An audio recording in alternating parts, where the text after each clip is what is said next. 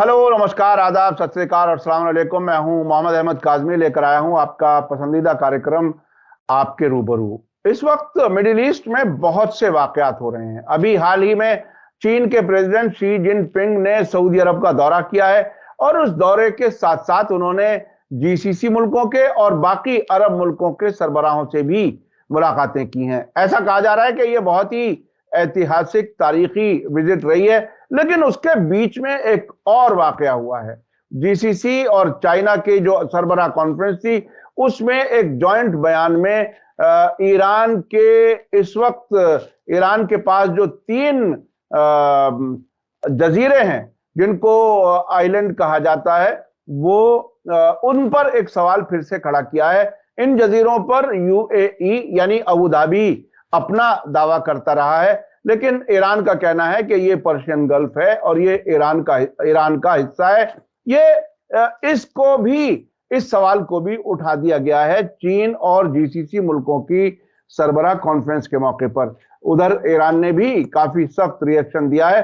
इस सिलसिले में हम आपको एक रिपोर्ट पेश कर चुके हैं, लेकिन इसकी वजह क्या है, क्यों कुछ ऐसे चीजें कही गई हैं जिससे फिर से कोई हालात बिगड़ सकते हैं। ऐसे हालात में जबकि खुद इस खित्ते में यमन जंग जारी है, उधर इराक और सीरिया सेटल नहीं हुआ है, उधर ईरान और फिलिस्तीनी रेजिस्टेंस ग्रुप्स हैं जिनसे अक्सर टकराव रहता है। ये नया टकराव फिर से जिंदा करने की कोशिश क्यों है? इस पर मेरे साथ खास मेहमान है सीनियर जर्नलिस्ट असद मिर्जा साहब, जो हमारे चैनल के लिए विश्व दर्पण कार्यक्रम करते रहे हैं। काफी दिन तक उन्होंने किया है। अभी किसी मसरूफियत की वजह से वो सिलसिला नहीं जारी रह पा रहा, लेकिन हम इंटरव्यू के जरिए उनसे उनकी राय अपने चैनल पर देना चाहते हैं। असद मिर्जा साहब, वेलकम है आपका। मीडिया स्टार वर्ल्ड को आपने वक्त दिया। आप ये बताइए कि इसमें क्या कुछ नया है? क्यों इस वक्त नया एक झगड़ा, पुराने झगड़े को ताजा करके फिर से आगे बढ़ाने की कोशिश की जा रही है? क्या कुछ है इसमें? मर्जी क्या है? इसके बिहाइंड द सीन क्या हो सकता है? क्योंकि आपने एक डिप्लोमेटिक सर्कल में बहुत दिन तक काम किया है और आपको इसका अंदाज बखूबी होगा। आप इस सिलसिले में बताइए, आपकी क्या राय है? शुक्रिया काजमी साहब। देखिए, सबसे पहले बात यह है कि आज जो ईरानियन पार्लियामेंट के डिप्टी स्पीकर अली निगजाद की जानिब से एक बयान आया है, उसके बैकग्राउंड में दरअसल कल यानी 11 दिसंबर इतवार को अबू धाबी में वर्ल्ड पॉलिसी कॉन्फ्रेंस के दौरान सऊदी के फॉरेन मिनिस्टर प्रिंस फैसल बिन फरहाद अल सऊद ने अपने एक स्टेटमेंट में, बल्कि इस स्पीच में जो कि लाइव स्पीच थी, उसमें उन्होंने कहा कि ये ऐलान तेहरान की जानिब से कि वो अपना न्यूक्लियर बूस्टिंग को जो है इन्वेस्टमेंट प्रोग्राम को बढ़ा रहा है, ये हमारे लिए बाइस तशवीश है। और हम ये चाहते हैं कि अमेरिका और ईरान के दरमियान जो न्यूक्लियर पैक्ट 2015 में शुरू हुआ था और जो 2018 में डोनाल्ड ट्रंप की जब वो सदर थे उस वक्त उसे सस्पेंड कर दिया गया था, उसको दोबारा शुरू किया जाए। और हम उनका कहना था कि सऊदी अरब ईरान के साथ ताल्लुकात कायम रखना चाहता है, लेकिन साथ ही साथ ये जो न्यूक्लियर एग्रीमेंट अगर हतमी तौर पर कोई एग्रीमेंट की शक्ल में हमारे सामने आता है तो वो एक कोई एंड पॉइंट नहीं होना चाहिए, बल्कि वो एक स्टार्टिंग पॉइंट होना चाहिए। यानी उनका मतलब ये था कि वो बाहमी तौर पर इलाकाई मुल्कों के दरमियान ताल्लुकात बेहतर करने के साथ साथ इस बात को भी यकीनी बनाए कि ईरान जो अब तक हमेशा कहता चला आया है कि उसका न्यूक्लियर प्रोग्राम जो है वो न्यूक्लियर बम बनाने के लिए नहीं है, बल्कि उसका मकसद सिविल पर्पस के लिए है, बिजली पैदा करने के लिए है। और दूसरी जगहों पर न्यूक्लियर इन्वेस्टमेंट के थ्रू वो जो पब्लिक है उसके फलाह के लिए मुख्तलिफ प्रोग्राम करना चाहता है। तो उनका ये कहना था कि ये अगर ईरान इस चीज के ऊपर पाबंद है तो उसको इस चीज के अलामत के तौर के ऊपर हमें और मुजाहिरा करना चाहिए कि वो वाकई में न्यूक्लियर बॉम्ब बनाने के फेवर में नहीं है, और ना ही ये बूस्टिंग इन्वेस्टमेंट का जो ऐलान अभी हाल में ईरान की तरफ से किया गया है वो इस नजरिए का हामिल है। ईरान ने अपनी जानिब से फौरन इस बात का नोटिस लिया और ईरान के फॉरेन मिनिस्टर हुसैन अमीर अब्दुल्ला आयान ने कल ट्विटर पर एक ट्वीट में इस बात की सख्त मजम्मत की कि इस वक्त, जबकि जैसा कि आपने भी फरमाया कि कोई सानो गुमान नहीं था कि इस चीज की कोई बात की जाए न्यूक्लियर इन्वेस्टमेंट की, या जो जीसीसी के समिट में ये हुआ है कि भाई ये 3 जजीरे जो ईरान के पास हैं वो यूएई को मिल जाने चाहिए। तो एक जानिब से अब यकतरफा तौर के ऊपर ये जो चीज उठाई गई है, तो इसके जो मायने हैं वो बड़े लंबे हैं।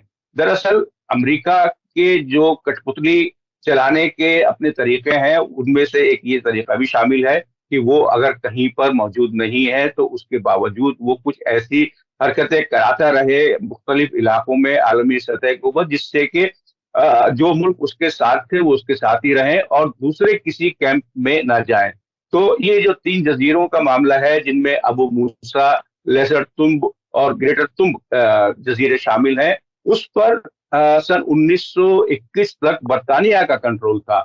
लेकिन जैसा कि मैं और आप सब जानते हैं कि बरतानिया जब भी जहां से भी निकला है तो वहां पर कोई फितना वो छोड़ कर गया है, उसको एक ऐसा वहां पर मंजर छोड़कर गया है कि जिसको उसने रिजॉल्व नहीं किया या उसका कोई फैसला नहीं होने दिया, और उसको दो जो नए मुल्क बन रहे थे बरतानिया के जाने के बाद, उनके दरमियान वो फोड़े की तरह हमेशा मौजूद रहे। जैसे कि हिंदुस्तान पाकिस्तान का मसला रहा, बांग्लादेश को वो एक तरफ कोने में छोड़ गए थे पाकिस्तान के हिस्सा बनाकर, उसके बाद में पाकिस्तान और हिंदुस्तान के दरमियान कश्मीर का मसला इसी तरह छोड़ गए। फिलिस्तीन का मसला अंग्रेजों ने पैदा किया, उसको इसी तरीके से छोड़ गए। यरूशलेम का मसला भी उन्हीं ने शुरू कराया और उसको वहां छोड़ गए। उसके बाद इसराइल को उन्हीं ने पूरी पूरी अपनी हिमायत दी कि इसराइल एक स्टेट बनता चला जाए। इसी तरीके से जब पर्शियन गल्फ से और अरब ममालिक से 1921 में ब्रिटेन का कंट्रोल खत्म हुआ और वहां पर नए मुल्क जो है आजाद होकर सामने आने शुरू हुए, तो उसके सिर्फ 2 दिन के बाद ही यानी कि 30 नवंबर 1971 को इनखला हुआ था, यानी कि बरतानिया पर्शियन गल्फ से निकला था। तो 2 दिसंबर को ईरान ने इन जजीरों के ऊपर अपना कब्जा दोबारा कायम कर लिया, क्योंकि ईरान का हमेशा से ये कहना है कि ये पर्शियन गल्फ के में मौजूद जजीरे हैं और वो उसकी बाउंड्री के, यानी कि जो उसकी समुद्री बाउंड्री है उसमें आते हैं, तो इसके ऊपर ईरान का हक है। जबकि यूएई जो उस वक्त एक नया मुल्क बना था, उस वक्त उसके पास ना इतनी कैपेसिटी थी ना इतनी हिम्मत थी कि वो ये ऐलान करता कि ये जजीरे हमारे पास हैं। लेकिन बाद में उसने ये कहना शुरू किया कि ये जजीरे तो यूएई को मिलने चाहिए, और तब से ही तनाजा दोनों मुल्कों के दरमियान चला आ रहा है। तो आज अली निगजात ने ईरानियन पार्लियामेंट में जो अपना बयान दिया, उसमें उन्होंने साफ कहा कि ये तनाजा जो है बेवक्त उठाया गया है और इसमें किसी को भी बोलने की जरूरत नहीं है। यानी कि उन्होंने इसमें चीन की शमूलियत को बिल्कुल खारिज कर दिया है। उन्होंने कहा कि ये बाहमी मसला है यूएई और ईरान के दरमियान, और इस पर बातचीत होती चली आ रही है। पूरा एक सिलसिला बातचीत का इस पर अभी तक हो चुका है और अभी भी हम इसके लिए बातचीत से ही इसको रिजॉल्व करने की या हल करने की कोशिश कर रहे हैं। और जहां तक इस बात का ताल्लुक है कि कोई ये जानना चाहे कि ये ईरान के पास है या यूएई के पास है, तो वो किसी भी म्यूजियम में जाके ये चीज देख सकता है। वहां पर नक्शे मौजूद हैं कि ये पुराने नक्शे जो हैं उनमें ये किस मुल्क की मिल्कियत दिखाई जा रहे थे, ये तीनों जजीरे। उससे ये बात बिल्कुल साफ हो जाएगी कि ईरान का जो क्लेम है इन तीनों जजीरों के ऊपर वो बिल्कुल वाजिब है। अच्छा, ये बताइए कि ऐसे वक्त में जबकि अमेरिका ने इस इलाके में बीजिंग का, चीन का बढ़ता हुआ असर देखते हुए नाराजगी भी जाहिर की है। व्हाइट हाउस के स्पोक्सपर्सन जॉन किर्बी ने बाकायदा ये कहा कि दुनिया में और इस इलाके में खासतौर पर बढ़ते हुए चीन के असर से जो इंटरनेशनल ऑर्डर है वो डिस्टर्ब हो जाएगा। तो ये ऐसे वक्त में इंटरनेशनल ऑर्डर अमेरिका के मुताबिक डिस्टर्ब हो जाएगा चीन के यहां आने से। ऐसे वक्त में इस बात को उठाना कितना जरूरी था, कितना अहम है, क्या कुछ है? देखिए, जॉन किर्बी ने अपने बयान में जो सबसे अहम बात कही है वो उन्होंने कहा है कि अमेरिका अब मजबूर हो जाएगा अमेरिका और सऊदी अरब के ताल्लुकात का रिव्यू करने के लिए, यानी कि एक तरीके से खुले अल्फाज में ये धमकी है सऊदी हुक्काम के लिए कि अगर वो दोबारा से अमेरिकी कैंप में शामिल नहीं हुए, जैसा कि पिछले 4-5 साल से साफ जाहिर हो रहा था कि सऊदी अरब अमेरिका से दूर होता चला जा रहा था, तो बिल आखिर मजबूरन अमेरिका को सऊदी के साथ अपने ताल्लुकात का रिव्यू करना पड़ेगा, यानी कि अमेरिका ने चैलेंज किया है सऊदी हुक्काम को। और इसी वजह से, जैसे कि मैंने पहले कहा, कि ये मामला जो है आखिर में जीसीसी की मीटिंग में उठाया गया। शी जिनपिंग जब तक 2 दिन के कयाम में अपने सऊदी हुक्काम से मिल रहे थे, तब तक इस मामले की कहीं भी कोई भनक नहीं थी। और ये अमेरिका की जानिब से किसी ऐसे मुल्क की तरफ से इसको एलानिये में शामिल कराया गया कि एक नया तनाज़ा शुरू हो जाए और किसी भी तरीके से इस पूरे तनाज़े से चीन को भी जोड़ा जा सके, कि चीन की ईमा पर या चीन के बैकिंग के बाद यूएई ने इन तीनों जजीरों पर अपना कब्जा होने का दावा दोबारा पेश किया है और ईरान उसको मंजूर नहीं कर रहा है। तो ये दरअसल पूरा अमेरिकी खेल है।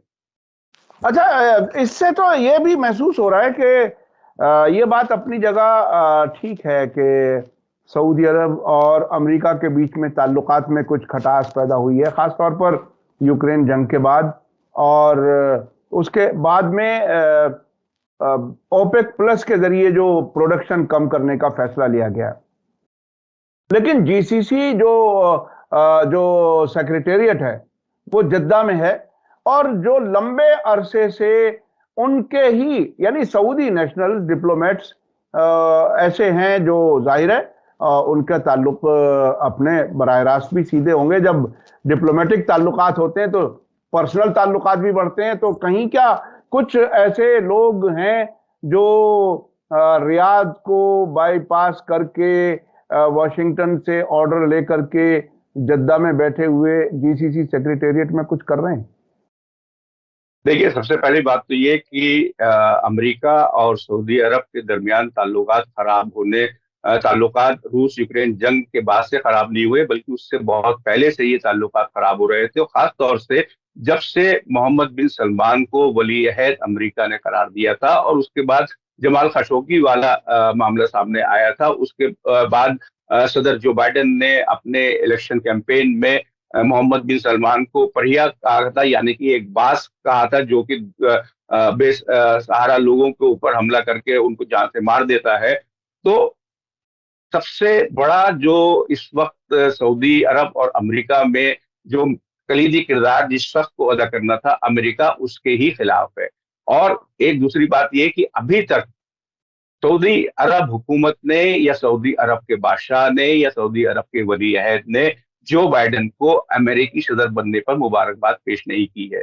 अब से चंद माह पहले जो बाइडेन सऊदी अरब आए थे, लेकिन जिस सर्दमहरी से, जिस कोल्ड शोल्डर तरीके से उनका इस्तकबाल किया गया, वो सबके सामने है। और उनके आने से उनकी मजबूरी साफ जाहिर थी कि वो किस हद तक मानते हैं कि अमेरिका सऊदी अरब के बगैर इस पूरे रीजन के साथ ही साथ आलमी तौर के ऊपर अपने आप को कायम नहीं रख सकता है, क्योंकि दोनों मुल्कों के दरमियान पिछले 60 सालों से ये मामला चला आ रहा है कि सऊदी अरब अमेरिका को तेल कम दामों पर मुहैया कराएगा और अमेरिका सऊदी अरब की सिक्योरिटी और डिफेंस का पूरा दारोमदार अपने कंधों पर लेगा।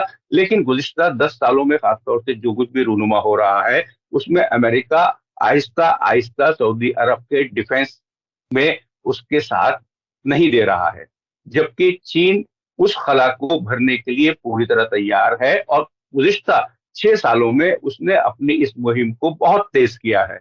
और सदर शी जिनपिंग का ये दौरा भी इस बात का मजहर है कि चीन सऊदी अरब के साथ ताल्लुकात बढ़ाने को कितनी अहमियत देता है। जहां तक आपकी बात जीसीसी सेक्रेटेरिएट के बारे में है, तो मैंने उसका जवाब पिछले सवाल के जवाब में भी दिया था कि जी हाँ, कुछ ऐसी ताकतें भी हैं जो कि अपने इलाकाई सतह के ऊपर अपनी बका के लिए कुछ ऐसे काम या कुछ ऐसी फुलझड़ी छोड़ने रखते हैं जिससे कि माहौल खराब होने के और बिगड़ने के चांसेस जो हैं वो ज्यादा से ज्यादा बढ़ते जाएं।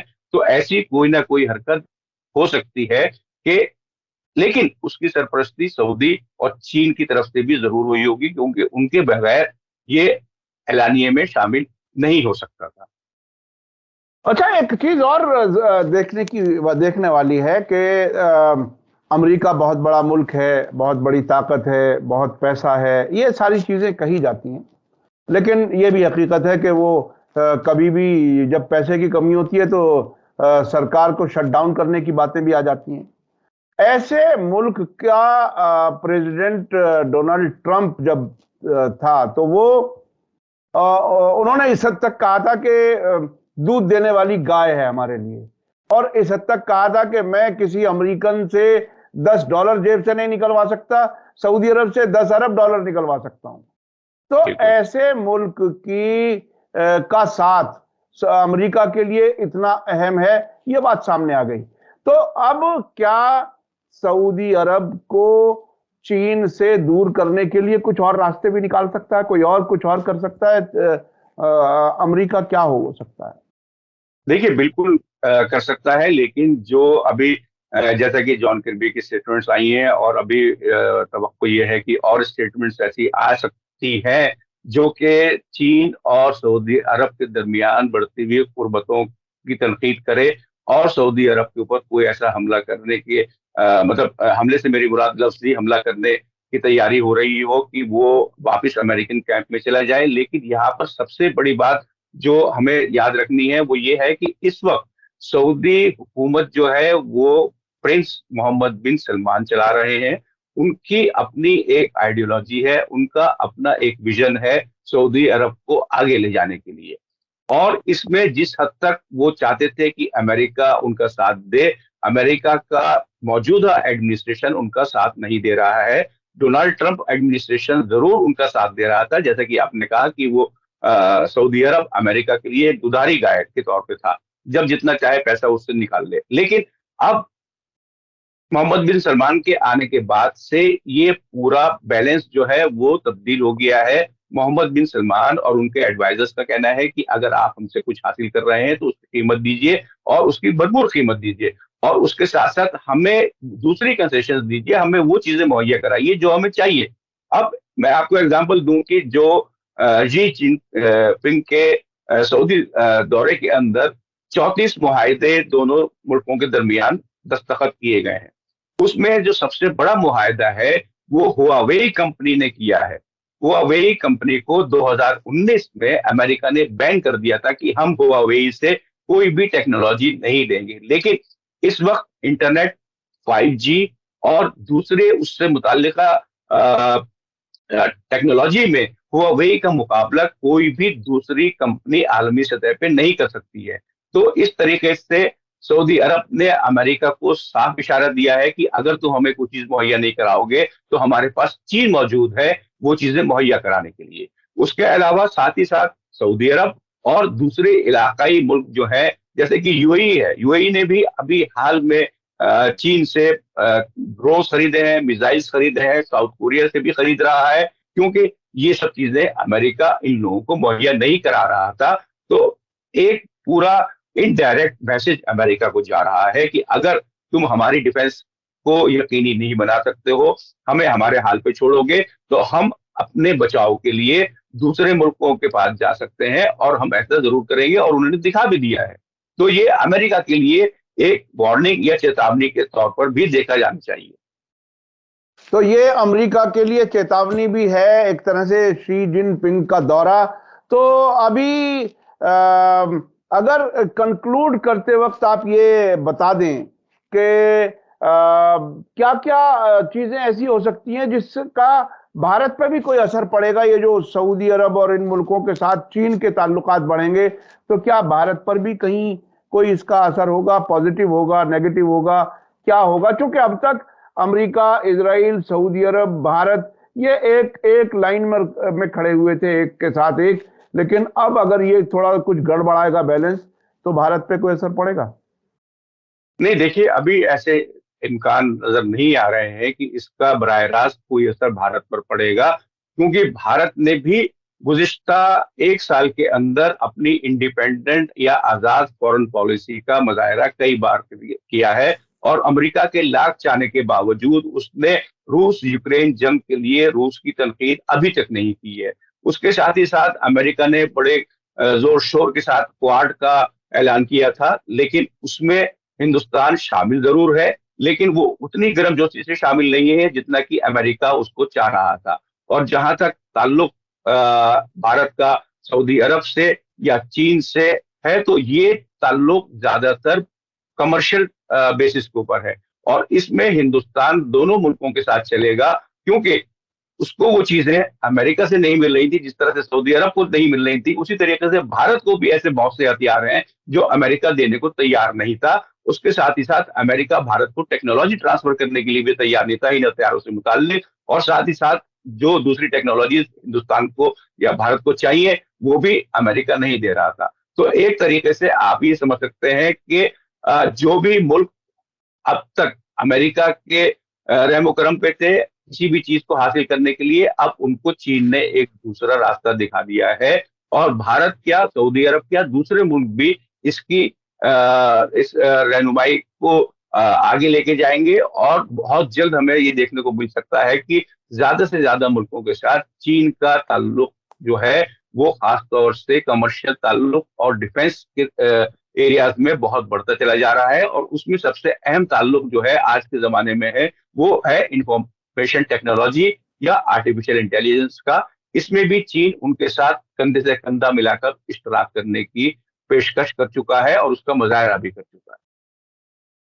बहुत बहुत शुक्रिया असद मिर्जा साहब। ये बहुत ही अहम बात है कि कई मुल्क जो अब तक अमेरिका के दोस्त समझे जाते रहे हैं वो किसी ना किसी तरह से अपने आप को थोड़ा सा आज़ाद भी करना चाह रहे हैं और चीन के नज़दीक भी जाते हुए नजर आ रहे हैं, जिसमें भारत का नाम भी लिया जा सकता है और सऊदी अरब का भी नाम लिया जा सकता है। कुछ और मुल्क भी हैं जो अपने आप को चीन से नज़दीक, और वो कमर्शियल कारोबारी ताल्लुक हैं और तरक्की वाले भी ताल्लुक हैं, क्योंकि अमेरिका के आम तौर पर इमेज ये रही है और तारीख भी ये रही है कि वो अक्सर मुख्तलिफ इलाकों में मुल्कों के बीच में दुश्मनी और हथियारों का कारोबार करने को ज्यादा प्रायोरिटी देता रहा है।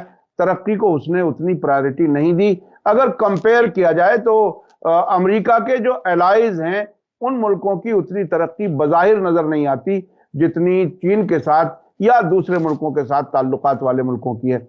मैं सिर्फ ये आपकी आखिरी बात में एक बात जोड़ना चाहूंगा कि अगर हम मजमूई तौर पर देखें कि जो कुछ भी हिंदुस्तान ने आज तक हासिल किया है, जो इंफ्रास्ट्रक्चर या बुनियादी ढांचे की बातें हैं, तो उसमें आज तक अमेरिका ने कुछ भी कंट्रीब्यूशन नहीं किया है, बल्कि जो कुछ भी आज भारत के पास मौजूद है वो रूस की मदद से है। जो भी भारत ने हासिल किया है इंफ्रास्ट्रक्चर के एरिया में, चाहे वो बांध बनाना हो, भाखड़ा नंगल डैम हो, चाहे स्टील प्लांट्स बनाना हो, विशाखापट्टनम स्टील प्लांट हो या मैजागॉन शिप डॉक हो, ये सब चीजें जो है वो रूस से भारत ने हासिल की। यानी यहाँ तक कि सबसे पहली मेट्रो कैलकाटा में रूस और भारत के कोऑपरेशन या इश्तराक से शुरू हुई। तो इसलिए इससे साफ जाहिर है कि अमेरिका दूसरे मुल्कों में तरक्की कितना कराना चाहता है और कितनी तरक्की करता है।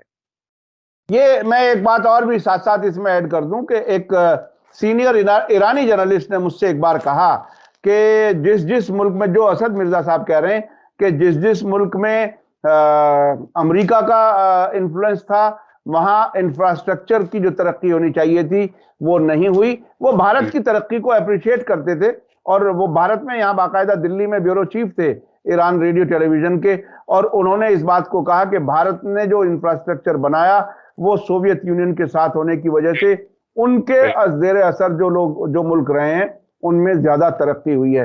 तो ये मुख्तलिफ मुल्कों के लोगों से, जर्नलिस्ट से इंटरेक्शन करके और अपना तज्जिया जब हम इकट्ठा करके देखते हैं तो हमें ज्यादा बेहतर सूरत हाल समझ में आती है। बहुत बहुत शुक्रिया असद मिर्जा साहब। इसी के साथ मुझे दीजिए इजाजत। धन्यवाद, शुक्रिया। जय भारत, जय हिंद। मीडिया स्टार वर्ल्ड के और वीडियो देखने के लिए हमारे चैनल को सब्सक्राइब करें और सीधे नोटिफिकेशन पाने के लिए बेल आइकन दबाएं। और अगर हमारी खबर सच्ची और अच्छी लगे तो अपने व्हाट्सएप, इंस्टाग्राम, फेसबुक और ट्विटर अकाउंट पर जरूर शेयर करें।